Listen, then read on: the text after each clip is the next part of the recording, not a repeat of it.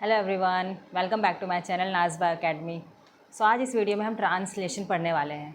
इससे पहले के जो भी वीडियोस है डीएनए के ऊपर, डीएनए का स्ट्रक्चर हो गया, डीएनए का रेप्लिकेशन, डीएनए से आरएनए बनने का जो प्रोसेस है, transcription and after transcription post transcriptional modification या जीन कोड, जेनेटिक कोड ये सारी वीडियोस मैंने अपने चैनल नाज बायो अकेडमी पे पोस्ट की हूँ। आप वहाँ से मेरे चैनल वीडियोस देख सकते हैं।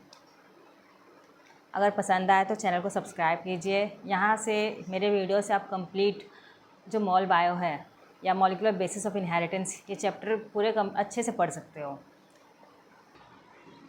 सो डीएनए से या डीएनए का ट्रांसक्रिप्शन होके बनता है RNA, mainly mRNA, and mRNA का ट्रांसलेशन होके बनेगा प्रोटीन। सो आज की इस वीडियो में हम ट्रांसलेशन पढ़ने वाले हैं।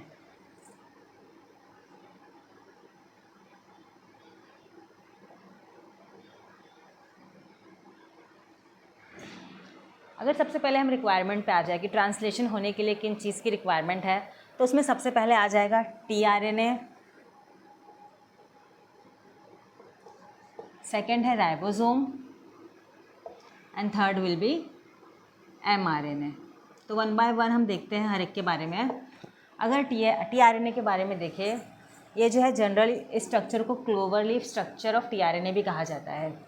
इस स्ट्रक्चर में आप किसी बुक में देखोगे, ये जो डायग्राम है इसका मिरर इमेज दिखाई देगा।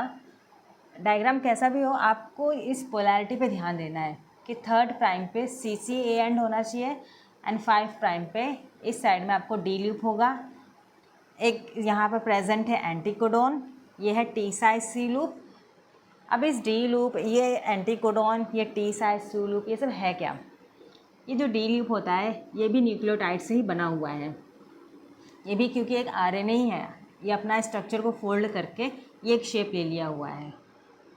इसमें एक अनइंडिविजुअल न्यूक्लियोटाइड प्रेजेंट होता है जो कि है डाईहाइड्रो यूरिडिन। उस बेस पे इस लूप को डी लूप कहा जाता है। इस लूप की खास बात क्या है कि यहाँ पर एंटीकोडॉन प्रेजेंट होता है। ये जो एंटीकोडॉन होता है, अभी हम देखेंगे एमआरएनए में जो न्यूक्लियोटाइड का सीक्वेंस होगा या जो कोडॉन होगा उसका कॉम्प्लीमेंट्री एंटीकोडॉन यहाँ टीआरएनए पे प्रेजेंट होता है। ड्यूरिंग ट्रांसलेशन इस कोडॉन और एंटीकोडॉन की पैरिंग होती है, वो अभी हम पढ़ेंगे। थर्ड लूप है टी साइज सी लूप। इस लूप की खास बात है इसके अंदर प्रेजेंट होता है राइबोथाइमिडिन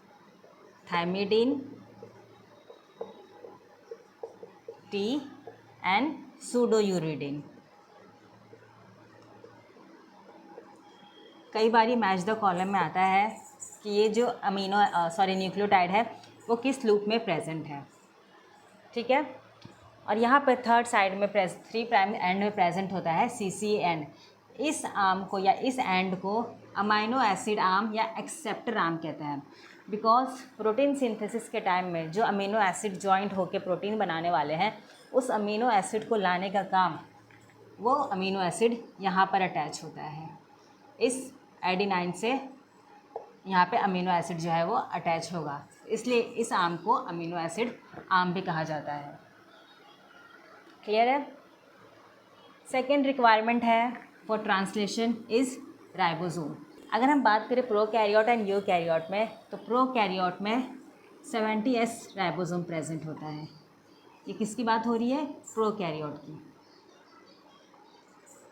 ये जो S है ये सेडिमेंटेशन कोएफिशिएंट है, स्वेडबर्ग यूनिट है। मीन्स इसका जब सेंट्रीफ्यूज करके डेंसिटी चेक की गई तो टोटल इसकी जो डेंसिटी थी वो 70S है। यूकैरियोट में ये जो प्रेजेंट होता है ये है 80S। ये किसकी बात है? यूकैरियोट की। सो राइबोसोम जो है वो 2 यूनिट से बना हुआ है। राइबोसोम आरएनए एंड प्रोटीन से बना हुआ है एक ऑर्गेनेल है। अगर हम 2 यूनिट की बात करें तो एक यूनिट ये है 50S एंड सेकेंड यूनिट ये है 30S। इस 30S के अंदर जो आरएनए प्रेजेंट है वो 16S rRNA, बिकॉज ये राइबोसोम के अंदर है तो राइबोसोमल आरएनए। लार्ज सब यूनिट या 50S के अंदर 2 RNA प्रेजेंट है, एक है 23S और दूसरा है 5S rRNA। ये सब चीज़ें MCQ में पूछी जाती है, इसलिए मैंने यहाँ पे कौन सा RNA किस कंपोनेंट में किस पार्ट में प्रेजेंट है वो यहाँ पे लिख दी हूँ। अगर हम यूकैरियोट की बात करें तो स्मॉल यूनिट में या 40S यूनिट में 18S rRNA प्रेजेंट है और लार्ज यूनिट या 16S यूनिट में 28S RNA, 5.8S and 5S rRNA present है। ये सबका स्वेडबर्ग यूनिट लिखा हुआ है हर एक का राइबोसोमल RNA का। ठीक है,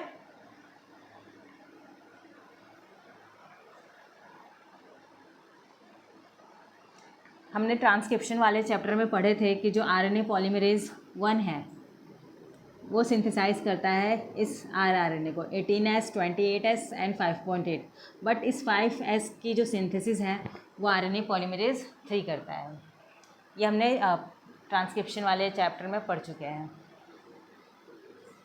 ठीक है, अब third requirement for translation is mRNA initiation. इस स्टेज में आप क्या देखोगे, जो mRNA है जिसके पास जेनेटिक इन्फॉर्मेशन प्रेजेंट है, इसकी एक पोलैरिटी होगी 5' to 3'। mRNA पे जहाँ से ट्रांसक्रिप्शन का प्रोटीन सिंथेसिस शुरू होगा वहाँ पर एक कोडॉन प्रेजेंट होता है, इसे कहते हैं स्टार्ट कोडॉन। मीन्स ये कोडॉन स्पेसिफाई करता है कि ट्रांसलेशन यहाँ से शुरू होगा। इस कोडॉन को स्टार्ट कोडॉन कहते हैं। ये कोड करता है एक अमीनो एसिड को, इस अमीनो एसिड का नाम है मिथियोनिन। मीन्स AUG का मतलब है कि अमीनो एसिड को यहाँ पर लाना है ताकि फर्स्ट अमीनो एसिड जो है वो मिथियोनिन रहना चाहिए। बट प्रोकैरियोट के केस में ये जो मिथियोनिन है ये मिथाइलेटेड रहता है, तो इसे हम F-MET या F मिथियोनिन कहेंगे।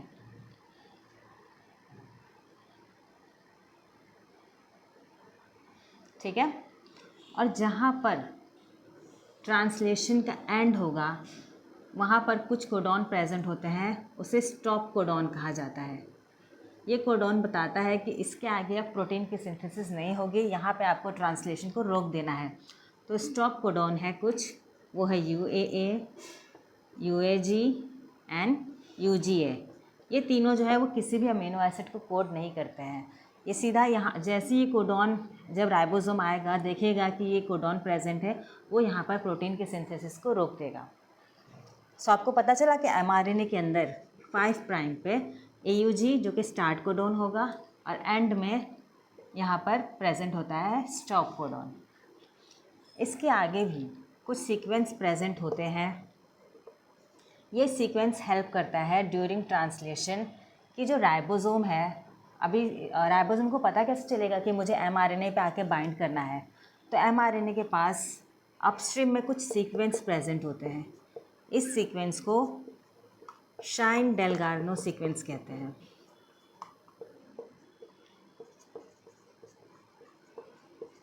ये सीक्वेंस हेल्प करता है कि जब यहाँ पे राइबोसोम आएगा, राइबोसोम में हमने देखे थे इसके पास 2 यूनिट होता है, तो इसका जो लार्ज यूनिट है एंड स्मॉल यूनिट, तो स्मॉल यूनिट के पास जो 16S RNA होता है वो इसके कॉम्प्लीमेंट्री होता है। तो यहाँ पर ये जो राइबोसोम है वो देख लेगा कि हाँ ये जो शाइन-डेलगार्नो सीक्वेंस है mRNA पे वो उसके कॉम्प्लीमेंट्री में 16S RNA से बाइंड कर लेता है in the case of prokaryote. Clear है? तो राइबोसोम यहीं पे आके कैसे बाइंड करेगा, बिकॉज राइबोसोम में और mRNA में प्रेजेंट होता है एक सीक्वेंस, उसे शाइन-डेलगार्नो सीक्वेंस कहते हैं। वो सीक्वेंस जो है वो राइबोसोम के RNA से, जो राइबोसोम का RNA है उससे कॉम्प्लीमेंट्री बेस पर करता है। ठीक है, mRNA के AUG स्टार्ट कोडॉन पे tRNA जो है एक अमीनो एसिड लेके आएगा, उस अमीनो एसिड का नाम है मिथियोनिन। सबसे पहले इससे बाइंड होता है mRNA से स्मॉल सब यूनिट ऑफ राइबोसोम या 30S यूनिट ऑफ राइबोसोम। ये बाइंड होगा mRNA से। अब वो कैसे बाइंड होगा हमने देख लिए, जो सीक्वेंस है इन दोनों के पास कॉम्प्लीमेंट्री प्रेजेंट होता है। जो राइबोसोम होता है इसके पास 3 साइट होते हैं। एक साइट है ए साइट, दूसरा है P site and third is E site. जो इनकमिंग या नया अमीनो एसिड है पहले वो ए साइट में आता है, फिर वो मूव होगा पी साइट में, पी साइट से ये ई साइट है एग्जिट साइट, वो एग्जिट साइट से साइटोसोल में आ जाएगा। अब ये होता कैसे है कि सपोज़ यहाँ पे AUG प्रेजेंट है जो कि कोड करता है किसको, मिथ्योनिन को। तो ये जो tRNA है, अब AUG या मिथ्योनिन को लाने का काम कौन करेगा, tRNA। तो tRNA के पास हमने देखे थे एक साइट प्रेजेंट होती है अमाइनो साइल साइट, जिसमें वो क्या करेगा, अमीनो एसिड मिथ्योनिन को लेके आएगा। तो उसके पास जो मिथ्योनिन है वो F-MET रहेगा यहाँ पे, बिकॉज फर्स्ट मिथ्योनिन जो है वो फॉर्मेलेटेड रहता है। वो इस मिथ्योनिन को सबसे पहले लाता है पी साइट में, मीन्स पहला अमीनो एसिड या पहला tRNA जो है वो राइबोसोम के पी साइट में आता है। इसके साथ साथ ही कुछ इनिशिएशन फैक्टर भी आते हैं। इनिशिएशन फैक्टर होते हैं initiation factor 1, initiation factor 2 and initiation factor 3। इस tRNA के साथ जो जॉइंट रहता है वो इनिशिएशन फैक्टर 2 भी होता है।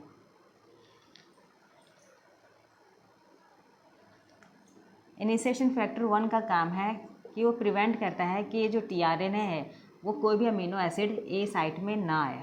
या F3 क्या करता है, ये इनहिबिट करता है कि 30S और जो 50S है उसकी प्रीमेच्योर बाइंडिंग ना हो। जब tRNA मिथ्योनिन को लेकर आ जाए तभी जो है लास्ट में ये लार्ज सब यूनिट या 50S यूनिट जो है वो बाइंड होता है। ठीक है, तो हमने देखे कि सबसे शुरू में क्या होगा, सबसे पहले जो मिथ्योनिन है ये अमीनो एसिड जो आया है, ये tRNA जो लेके आया है अमीनो एसिड को वो है F-MET। मिथ्योनिन जो है वो फॉर्मेलेटेड है। ठीक है, tRNA है वो अमीनो एसिड किसको लेके आया है, F-MET को। मिथ्योनिन जो है वो फॉर्मेलेटेड है। इस मिथ्योनिन का जो सीक्वेंस है वो mRNA पे प्रेजेंट है जो कि है AUG। इस AUG के अपोजिट में इस tRNA के पास होता है एंटीकोडॉन। यहाँ पर मीन्स A का कॉम्प्लीमेंट्री यहाँ पर आ जाएगा U का कॉम्प्लीमेंट्री A एंड G का कॉम्प्लीमेंट्री C। इस आर्म पे वो अमीनो एसिड को लेके आता है। अब उनकी चेकिंग कैसे होती है कि उसने right amino acid means AUG जो कोड कर रहा है मिथ्योनिन को वही लेके आया है। यहाँ पर कोडॉन और एंटीकोडॉन की होती है पेयरिंग, मीन्स AUG जो है यहाँ पर एंटीकोडॉन UAC ही होना चाहिए। इट मीन्स कि ये जो tRNA है उसने करेक्ट अमीनो एसिड को लेके आया है। ठीक है, तो यहाँ पे क्या हो रहा है, और हमेशा फर्स्ट अमीनो एसिड, ये हम बात कर रहे हैं प्रोकैरियोट की। प्रोकैरियोट में फर्स्ट अमीनो एसिड जो है मिथ्योनिन होता है जो कि फॉर्मेलेटेड होता है। यूकैरियोट में ऐसा कुछ नहीं है, उसमें जो फर्स्ट अमीनो एसिड है वो भी मिथ्योनिन ही होता है बट वो फॉर्मेलेटेड नहीं होता है। क्लियर है। अब बारी है सेकेंड अमीनो एसिड की। इनिशिएशन तो हो गया, अब इस पूरे चैन पे जो कोडॉन प्रेजेंट है हर कोडॉन का अमीनो एसिड tRNA को लेके आना है। बट जो सेकेंड अमीनो एसिड है वो tRNA ए साइट पे लेके आएगा। ड्यूरिंग इनिशिएशन फर्स्ट स्टेप में ही पहला अमीनो एसिड पी साइट पे आता है, बाकी सारे जो नए अमीनो एसिड है tRNA लेके आएगा वो ए साइट पे ही लेके आता है। स्टेप में क्या था कि पहला जो अमीनो एसिड है F-MET वो tRNA के पी साइट जो है वो यहाँ पे आएगा। फर्स्ट tRNA यहाँ पे आता है किस अमीनो एसिड को लेके, मिथ्योनिन को। अब जो राइबोसोम है इस mRNA पे मूव होता है, इस प्रोसेस को कहते हैं ट्रांसलोकेशन।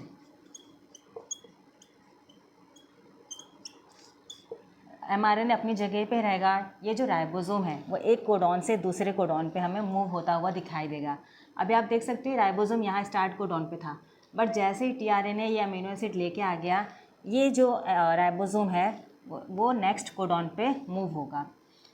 मीन्स अब ये जो सीक्वेंस स्पेसिफाई कर रहा है जिस अमीनो एसिड को, वो अमीनो एसिड टीआरएनए वो ए साइड पे लेके आएगा, ये वाला अमीनो एसिड।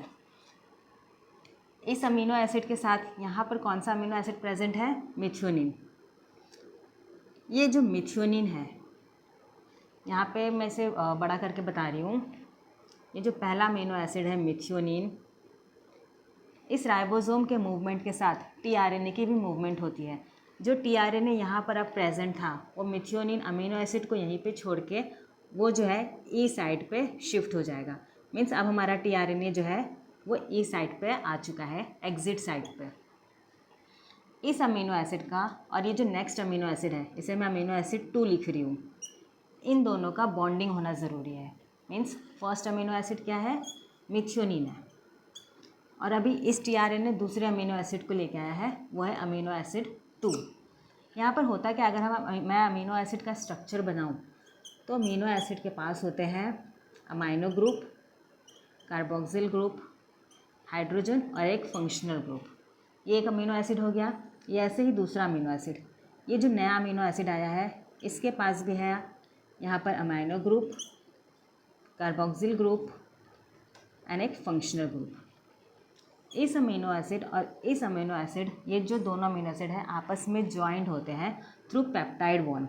मीन्स होता क्या है, ये जो सेकंड अमीनो एसिड है, ये अपने अमाइनो ग्रुप से इस कार्बोक्सिल ग्रुप के साथ एक तरह का बॉन्ड बनाता है। इस बॉन्ड, ये जो बॉन्ड है वो है CONH। इस बॉन्ड को हम कहते हैं peptide bond. Means during this formation पानी का वाटर रिलीज होता है और एक बॉन्ड फॉर्म होती है जिसे कहेंगे पेप्टाइड बॉन्ड। इस बॉन्ड की वजह से जो दो अमीनो एसिड है वो आपस में जुड़ जाते हैं। ठीक है, तो जो मिथ्योनिन है ये सेकेंड अमीनो एसिड के साथ यहाँ पे जुड़ता हुआ हमें दिखाई देगा। ये जो मिथ्योनिन के साथ जो है, ये जैसे ही राइबोसोम शिफ्ट होगा, ये मिथ्योनिन अमीनो एसिड 2 के साथ जॉइंट हो जाएगा। ठीक है, वैसे ही अगेन फिर ये जो राइबोसोम है, ये कोडॉन हो गया, ये दूसरा थर्ड कोडॉन पे मूव होगा।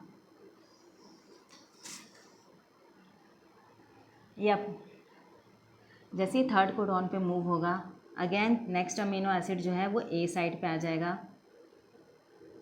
यहाँ पर आ जाएगा थर्ड अमीनो एसिड 3। ये बाकी के जो दो अमीनो एसिड है, अमीनो एसिड 2 एंड मिथ्योनिन, ये जो है इस थर्ड वाले अमीनो एसिड के साथ थ्रू पेप्टाइड बॉन्ड जॉइंट हो जाते हैं। राइबोसोम मूव होता है, टीआरएनए जो है वो ए साइड से P side and P side से एग्जिट साइड में मूव होता है, और लास्ट में जो एम्प्टी टीआरएनए है वो साइटोसोल में आ जाएगा। ये इलॉन्गेशन प्रोसेस के लिए कुछ फैक्टर की ज़रूरत पड़ती है। एक है elongation factor TU, elongation factor G। ये दो इम्पॉर्टेंट है, ये ट्रांसलोकेशन में हेल्प करते हैं। ये जो है अपने इसके साथ GTP जॉइंट होता है। मीन्स ये प्रोसेस करने के लिए एनर्जी की ज़रूरत पड़ती है। ये जो GTP है ये ब्रेक होता है, यहाँ से एनर्जी मिलती है, जिसकी वजह से राइबोसोम जो है नया अमीनो एसिड को लेके आता, टीआरएनए नया अमीनो एसिड को लेके आएगा एंड राइबोसोम का ट्रांसलोकेशन होता है।